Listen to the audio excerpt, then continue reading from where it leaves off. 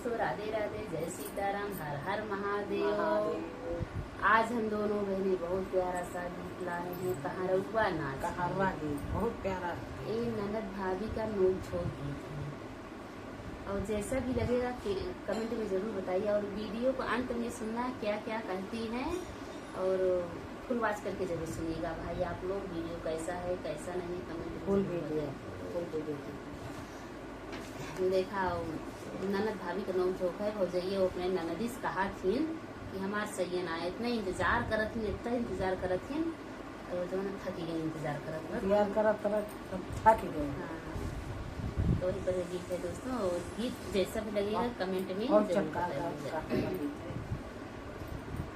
थाकी गईले कैके सिंगार छोटी नदी, थाकी गईले कैके इंतजार छोटी नदी, अरे थाकी गईले कैके इंतजार छोटी नदी।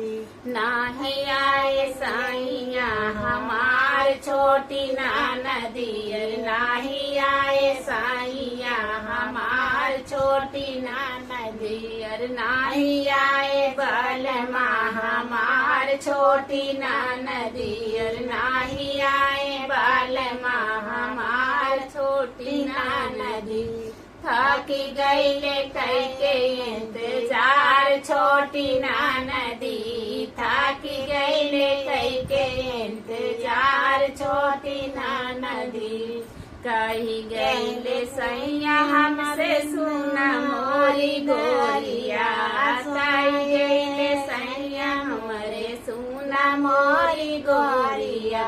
घूमै जाबै सुल्तापुर बाजार, अरे घूमै जाबै आज सुल्तापुर सहारिया, अरे घूमै जाबै सुल्तापुर आज हम सहारिया। सौतन के लई के फरार छोटी नदी, अरे सौतन के लई के फरार छोटी नदी।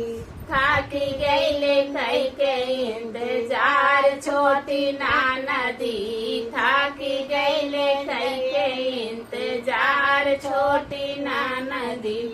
कहिले कि आज जात बाटी लावै हम झुलानिया, कहिले कि जात बाटी लावै हम झुलानिया। बीच बाजारिया में सोनेरा दुकानिया, बीच बाजारिया में सोनेरा दुकानिया। होई गई झुलनिया जीव के काल छोटी नदी, होई गई झुलनिया जीव के काल छोटी नदी। थाकी गईले कैके इंतजार छोटी नदी, थाकी गईले कैके इंतजार छोटी नदी। कहिले किलाई दे कमर कर धानिया, कहिले किलाई दे कमर कर धानिया। साथवा मलौब धनिया पाँव पे जानिया, साथवा मलौब धनिया पाँव पे जानिया। लाई देबै चुनरी गोटेदार छोटी नदी, अरे लाई देबै चुनरी गोटेदार छोटी नदी। अरे थाकी गईले कैके इंतजार छोटी नदी, अरे थाकी गईले कैके इंतजार छोटी नदी।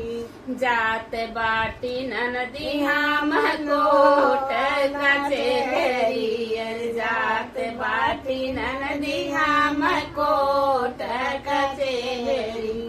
सैया मोरा लैके कैसे लुटी है लहरिया, सैया मोरा लैके कैसे लूटी है लहरिया। उनके ऊपर करब यार छोटी नदी, अरे उनके ऊपर करब बैठाई यार छोटी नदी हर थाकी गईले करके इंतजार छोटी नदी हर थाकी गईले करके इंतजार छोटी नदी हर नाही आए साइया हमार छोटी नदी हर नाही आए बालमा हमार छोटी नदी। दोस्तों गीत कैसे लगा? बहुत बहुत भैया कोशिश की यार कई दिन और वीडियो में कैसे लगा प्लीज कमेंट में जरूर बताइए।